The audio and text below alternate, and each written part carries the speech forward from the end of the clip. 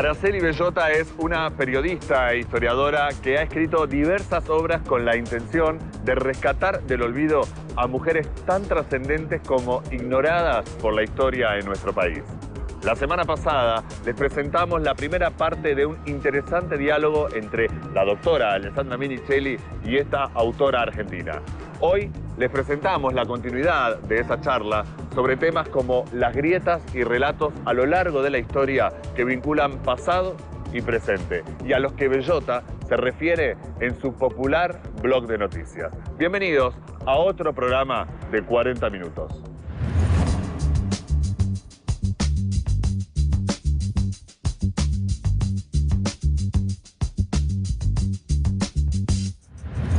Me pareció que hacer un blog de noticias acompañado por la historia podía aportar este momento, ¿no? Y, por ejemplo, publiqué ahora, después que el presidente grabó ese video donde dijo qué lindo lo de la marcha del sábado, nosotros asistimos de corazón, sin choripán ni colectivos, ¿no?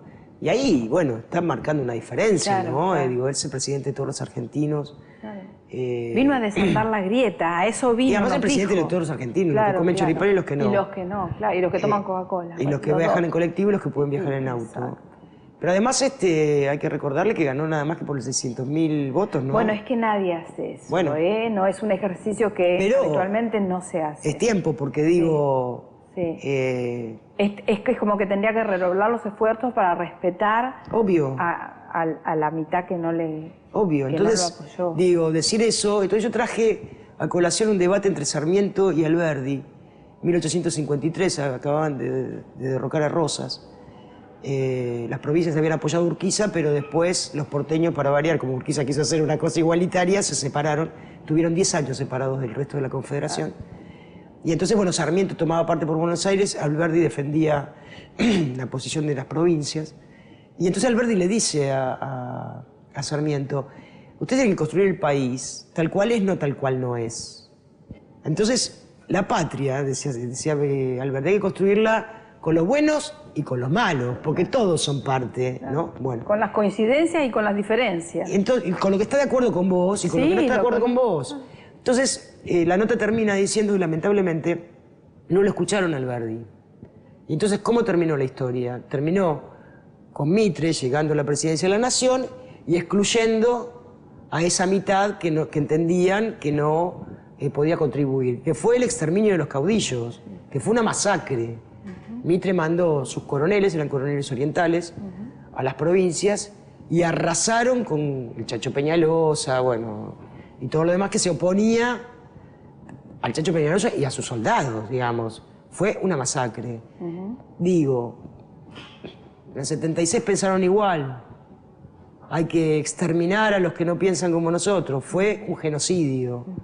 En el 55, vamos por orden, pensaron lo mismo. Fusilaron, masacraron, encarcelaron, torturaron, mandaron al exilio. No es el camino. Entonces, de verdad preocupa cuando vos ves que se repite, y lo estás viendo venir, ¿no? Claro. Y entonces me pareció que la mejor manera de aportar era acompañar este presente con la historia. Y aparte lo importante de tener un blog en un momento donde los chicos hoy consultan los sitios web, no es como en nuestra época que nos daban un manual o la profesora te explicaba y no tenías acceso a información porque no había otra forma de buscarla más que por ahí en tu casa que te daban un libro o tus padres si te aportaban eso. Hoy los chicos tienen inquietud intelectual, con lo cual quieren que les cuenten la historia en serio. Sí, claro. Y no le hagan cuentos de la historia. El tema del revisionismo, si se quiere, es un tema que está muy firme y muy fuerte. Yo también te quería preguntar del Instituto de Revisionismo que en su momento se creó allá por el año, creo que fue 2014, 2011, el Instituto de Revisionismo Dorrego, que en realidad una de las primeras medidas de gobierno, 4 de enero del 2016, fue derogar, o sea, desandar el camino para que no existiera revisionismo, y en tal caso el decreto que elimina el Instituto Dorrego lo que dice es crear las condiciones para que cada uno pueda de forma independiente recrear la historia o repensar la historia, pensar sobre la historia. ¿Se crearon las condiciones para eso? O sea, vos como historiadora hoy, ¿tenés algún lugar desde el Estado que te facilite el conocimiento, el acceso a la información la divulgación de tu información? ¿O tú tenés que valerte por vos mismo como no, sí, tendría que ir a la... No, lo que pasa es que con este pensamiento no tenés lugar. No este era el punto. Porque en su momento acusaron a la presidenta de querer crear un relato, ¿no? Con la historia. Sí. Como si Mitre no lo hubiera creado. Sí. Digamos. Bueno, lo que pasa es que todavía tiene el diario, ese diario que le dieron después de la guerra de la Triple Alianza. Ahí está el tema. Que le regalaron, como bien cuentan algunos que se olvidan y recortan. Mitre creó una historia, un relato, en función de su pensamiento, en función de su ubicación geográfica, Buenos Aires, y en función de su mirada. Él entendía que la Argentina tenía que ser una proveedora el granero del mundo, de materias primas de Europa. Sí, claro. Y lo hizo. Artigas lo ignoró absolutamente. Sí, claro. No solamente lo ignoró, sino que lo puso como un bandido, como un ladrón, como un vándalo, cuando en verdad fue el primero en levantarse en las Provincias Unidas del Río de la Plata a hablar de federalismo. Excluido de la Asamblea del año 13, luego combatido por el Ejército de Buenos Aires, digamos. ¿Eso no es crear un relato? Claro, claro.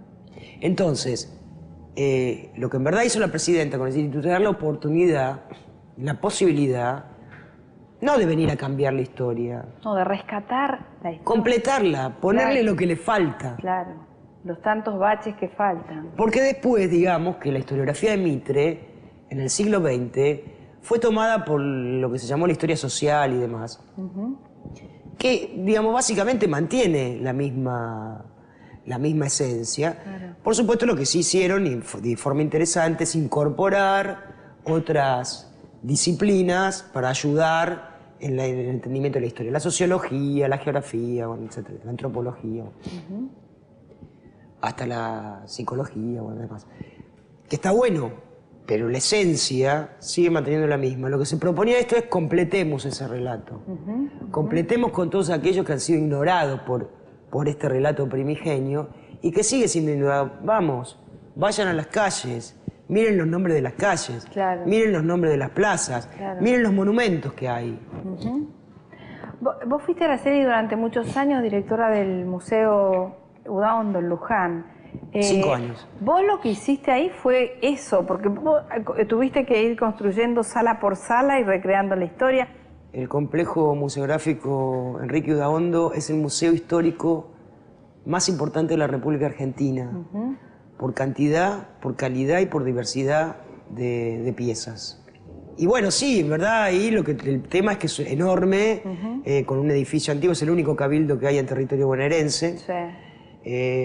Y bueno, es muy difícil de sostener desde ahí. Pero bueno, en 5 años fuimos armando las salas, por ejemplo... El relato comenzaba en el Virreinato del Río de la Plata. Digo, ¿dónde están los pueblos originarios? Claro, claro, se olvidaron el ex ante. Me dijeron, están acá, y me mostraron en la parte...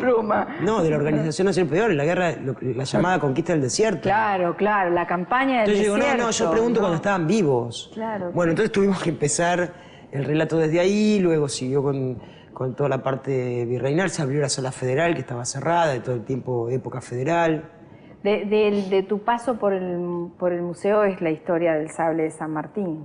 Ese es en el Museo Histórico, porque yo estuve en el Udaondo hasta el 2013. Bien. En el 2013 me llaman de Nación para preguntarme si me quería hacer cargo del Museo Histórico Nacional. Bien. El que está en el Parque Lezama. Y la primera sala que armamos fue la del General San Martín, porque el Museo Histórico Nacional es el lugar que más piezas tiene de Libertador, porque su nieta las donó. Claro. Con expreso pedido que estén en la donación con cargo. Claro. Entonces ahí está el cuarto de San Martín, donde él falleció, con todo el mobiliario original y la ubicación original, porque la nieta además hizo un croquis de cómo estaban ubicadas cada una de las cosas. Que no podían alterarse, muy bien, para que se respete. Está ahí. Y entonces a continuación de eso se armó la primera sala que se llamó San Martín de puño y letra, porque ¿qué era? No tenía textos, tenía citas textuales de San Martín, sus cartas. Con cartas, con las fuentes, con la fecha, con porque como yo sabía que nos iban a acusar de que estábamos manipulando la historia. Claro, claro, claro. Entonces, muy preciso con eso, pero además incorporar el pensamiento de San Martín, porque en esta historia, el relato de Mitre, San Martín aparece como un excelente militar y una persona honesta, punto. Sí. Jamás te van a hablar de él como gobernador de Cuyo, ni la obra que hizo siendo protector del Perú. Sí, su mirada de patria grande, regional y de... Bueno, claro. parece que cruzó los Andes porque le agarró un ataque. Sí, con un caballito blanco. Hacer trekking, ¿viste? Sí, claro. Pero bueno, de manera que hicimos esa sala y después, bueno, empezamos a insistir desde que llegamos que teníamos que recuperar el sable del general San Martín porque ese sable había sido donado por Manuelita Rosas a Carranza, que fue el fundador del museo, con cargo. Sí, claro. Para que esté, si lo había donado... No podía estar en cualquier lado. Si lo había donado a la República Argentina, con expreso pedido de que esté en el Museo Histórico Nacional. Se lo donó a Uriburu, no el Uriburu del 30, sino el otro presidente Uriburu. Y en ese momento, como el sable venía de la hija del tirano, claro, relato de la historia mitrista, ningún alto funcionario lo fue a recibir. Fueron de segunda línea, lo pusieron en el Histórico Nacional y ahí quedó. Hasta que en la década del 70 la JP, en 2 oportunidades, lo secuestró pidiendo que se terminara la relación con el Fondo Monetario Internacional, que apareciera el cadáver de Evita, que levantaran el plan Conintes y que Perón regresara a la Argentina. Entonces yo decía, lo robaron una vez, lo devolvieron, lo robaron la segunda vez y ahí Onganía, por un decreto, lo mandó al regimiento de granaderos a caballo, que estaba ahí, pero no estaba a la vista del público. Viene el cambio de secretario de Cultura de Cosia por Teresa Parodi, a quien yo no conocía. Y cuando Teresa visita el museo, le muestro todo, le cuento todo lo que habíamos hecho y le hablo del sable. Y yo veo que le brillan los ojitos. Digo, yo se lo voy a decir a la presidenta. Y se lo dijo. claro. Y entonces, bueno, ahí se activó y... Se rescató el sable. Se rescató el sable. Y se derogó esa normativa. La presidenta derogó el decreto de Onganía y por decreto lo restituyó al histórico y además estableció dentro del Museo Histórico un pequeño cuartel de granaderos. Los granaderos viven ahora dentro, son 4 creo, se van cambiando, porque nada que se haga con el sable puede no estar custodiado por los granaderos. La patria que alumbra tu luz, la patria que alumbra tu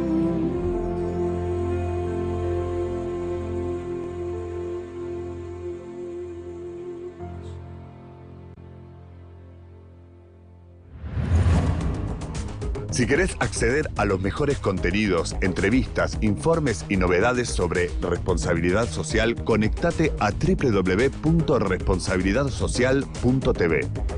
Ya salió Fonres RSE, revista mensual dedicada a la responsabilidad social empresaria. En este número, entrevista a Leopoldo Moró, un diálogo imperdible sobre el pasado, presente y futuro de una vida dedicada a la política, con el editorial de la doctora Alessandra Minichelli, mes de marzo, tiempo para tomar conciencia. Además, Día Internacional de la Mujer, para reflexionar, pero también para actuar.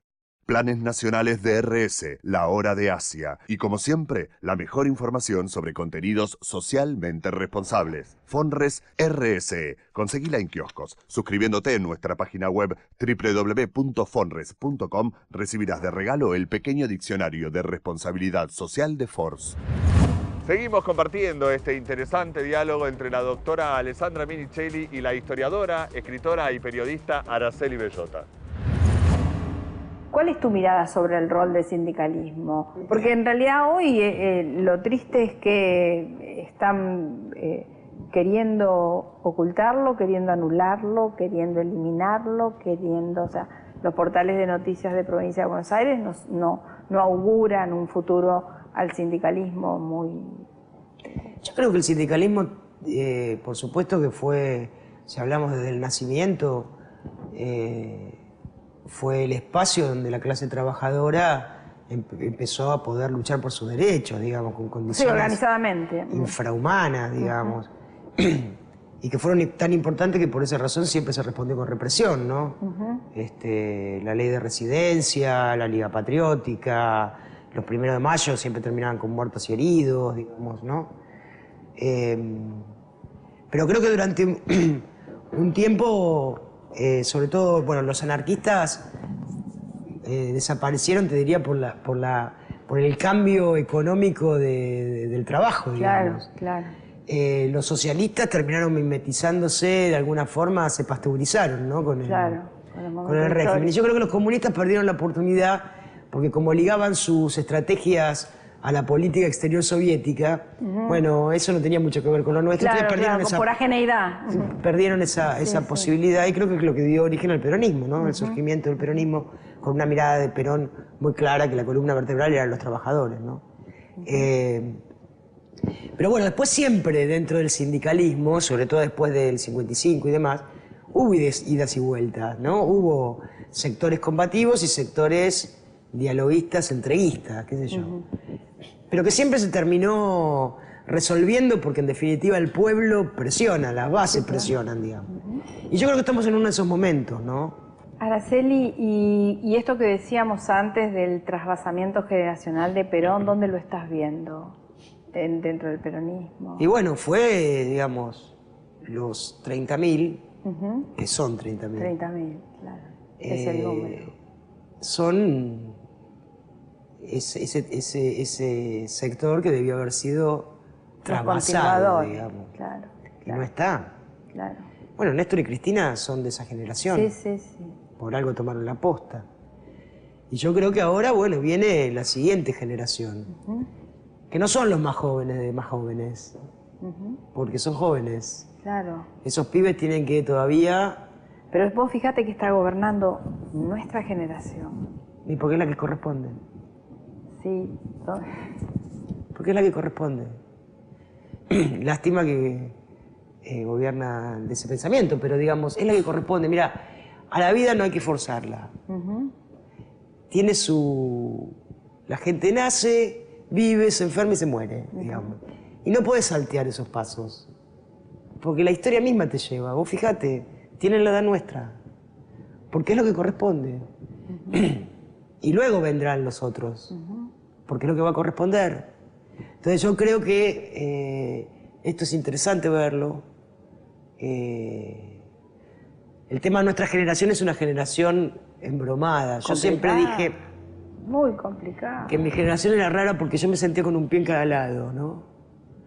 Vos la primera vez que votaste en el 83, claro, igual que yo. Claro. Pero yo me sentía con que había visto la generación del 70, la había visto, pero no me alcanzaba la edad para compartir esa lucha, digamos.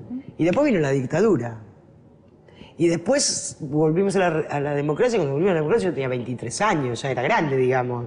Tendría que haber hecho ese... alguna militancia. Bueno, pero es que no la había. Bueno, como no había, yo me fui a la parroquia. Salida que yo estaba en un club, concretamente yo de adolescente estaba en un club. Salimos muchos por el lado de las parroquias porque era el lugar de distintos lugares, Ahora digo... Sí, que era muy insuficiente, porque de lo ideológico no tenía nada, o era con otra ideología. Pero bueno, por lo menos ahí empecé a leer la doctrina social de la Iglesia. Pero quiero decirte, tenía alguna formación, no sé, y además contacto con los vecinos del barrio, digamos, que trabajábamos con ellos, pero es una generación la nuestra rara. Porque está como partida en el medio por la dictadura, ¿no? Y entonces, bueno, no tiene esa impronta de la de los 70 y tiene compromiso. Esta cosa del regreso a la democracia con todas sus contradicciones que tuvo también en su momento, ¿no? Pero bueno, es la generación que le toca, es la que está gobernando. Hablando de que justamente nuestra generación, la que está hoy gobernando el país, ¿qué hacías en los 90? Yo en los 90 hacía Siglo XX Cambalache, estaba en el programa de Telefe. ¿El guión es tuyo? Algunos, no todos, ¿no? Porque había más gente trabajando. Y aprendí mucho en ese lugar. Aprendí mucho, sobre todo el tema de contar la historia con seriedad, pero con atractivo, digamos, ¿no? Y era un espacio además que me permitió cosas que en otros lugares, por ahí, en otros medios o en otros, no pude, por ejemplo, pude entrevistar a Saúl Ubaldini, pude entrevistar a Eve Bonafini al toque del indulto, digamos, permitió entrevistar gente, qué sé yo, Tita Merelo, Goyeneche, gente que ya no está, que estaban viejos, pero que estaban lúcidos, ¿no? Y con posibilidad de contar, así que aprendí muchísimo en ese lugar. ¿Dónde estabas el 2 de abril de 1982 cuando la guerra de Malvinas? En el diario La Voz, que era el primer diario en el cual yo trabajé, y mi madre me llama y me dice, tomaron las Malvinas. Yo estaba en el diario, te das cuenta que me tendría que haber enterado. Sí. Yo le digo, ay mamá, ¿estás escuchando otra vez Radio Colonia? Digo, deja de escuchar Radio Colonia porque dicen cosas que por ahí no son. Y no, habían tomado las Malvinas. Y lo alucinante, mirá cómo cambiaron los medios de comunicación, ¿no? Me lo informó mi mamá por teléfono porque estaba escuchando una radio del Uruguay. Claro. Todavía acá no se había difundido. Yo sí me acuerdo que yo estaba todavía militaba en mi parroquia, era la presidenta de la Acción Católica de las jóvenes de mi parroquia. Y me acuerdo sí que empezamos a hacer cosas que tenían que ver con la paz, no con la guerra, y que tenía que ver con lo latinoamericano. Claro. Y entonces me acuerdo que hacíamos cosas que tenían que ver con invocar, mirá vos, a las vírgenes patronas de los países, qué sé yo, Nuestra Señora de Cacupé de Paraguay, Nuestra Señora del Carmen de Chile, pero además que tenía que ver con la Patria Grande, ¿no? Porque en definitiva fue la Patria Grande la que vino a sostenerlo. Sí, ¿no? Alguna vino y otra no. Alguna vino y otra no, sí. Sí. Por eso lo rezábamos mucho Escribiste a la algo del Carmen sobre, de claro, Chile, escribiste pero no. algo hace poco en tu blog vinculado a las Malvinas. Hicimos un suplemento con 4 notas, una general que explicaba el contexto, después los 2 episodios bélicos, para mi criterio, más importantes, más cruentos, el hundimiento del Ara General Belgrano fuera de la zona de exclusión y el combate de Monte Logno, que fue tremendo. Y la última eran las mujeres que estuvieron en Malvinas porque no se las recuerda y estuvieron, ¿no? Claro. El blog de Araceli Bellota, El presente de la historia, contiene notas, análisis y verdaderas curiosidades y hallazgos, como el del artículo que la autora titula Mirta Legrand, afiliada peronista. El texto cita una nota publicada por el periodista Hugo Gambini en la revista Primera Plana en 1967 bajo el título Los artistas del régimen. Allí, en una de sus 4 fotografías se puede ver a Mirta Legrand junto a Malvina Pastorino, Olga Zubarry y Perla Mux. Gambini afirmaba que Mirta, en carácter de afiliada, concurría asiduamente a dicho Ateneo a prestar su colaboración. Pero hay otros documentos que prueban la adhesión al peronismo de la actriz y conductora, como un pergamino dedicado a Eva Perón por la Academia de Artes y Ciencias Cinematográficas Argentina, donde se distingue la firma de Mirta Legrand rodeada por las de Sandrini, Tita Merelo, Discépolo y Amelia Bence. Hoy, lejos de la adhesión, y aunque haya incomodado al actual presidente con algunas de sus preguntas, la conductora declara su decidido apoyo a la Alianza Cambiemos, tan alejada de las políticas y los ideales del peronismo. Bueno, como periodista, Araceli, ¿cómo ves la evolución de los medios? Mira, yo creo que una de las cosas más graves que hizo Menem fue sacar esa cláusula que evitaba que quien era dueño de un medio audiovisual pudiera tener un diario, es decir, que permitió crear estos enormes conglomerados que terminan siendo monopólicos, ¿no? Claro. Y eso yo creo que afectó mucho el ejercicio del periodismo, porque además, como son intereses, como es un negocio, pero es verdad que en mucho tiempo también tuvo buenas plumas, y yo por lo menos tuve la suerte de haber alcanzado en los 80, cuando empecé, a haber tenido buenos maestros. Claro. ¿no? Y creo que esto un poco se perdió. Hay como por ahí antes había más hincapié en el contenido y no tanto en la forma. Que permitía otra lectura, otra reflexión sobre las cosas que no pasa hoy con los... Y hoy el tema de la forma es más importante a veces que el contenido, y también esta cosa de las 140 caracteres, Claro. A veces hay que tener limita cuidado. la comprensión, limita la... Que no nos reduzca el pensamiento, ¿no? Porque ese es el riesgo, me parece. Bueno, así terminamos nuestro programa de hoy, agradeciéndole muchísimo a Araceli Bellota que nos haya acompañado. Ha sido muy, muy interesante todo lo que nos contó. Y bueno, esperemos tenerte para otra oportunidad o para armar un diálogo de reflexión con otras personalidades. Muchísimas gracias. No, gracias a vos por invitarme, la verdad me sentí muy cómoda y bueno, y ojalá que pensemos. Yo creo que es un tiempo de no hacer tanto y hablar tanto, hay que pensar mucho. Bueno, estás haciendo una linda campaña para eso, así que te acompañamos. Gracias. Gracias a vos.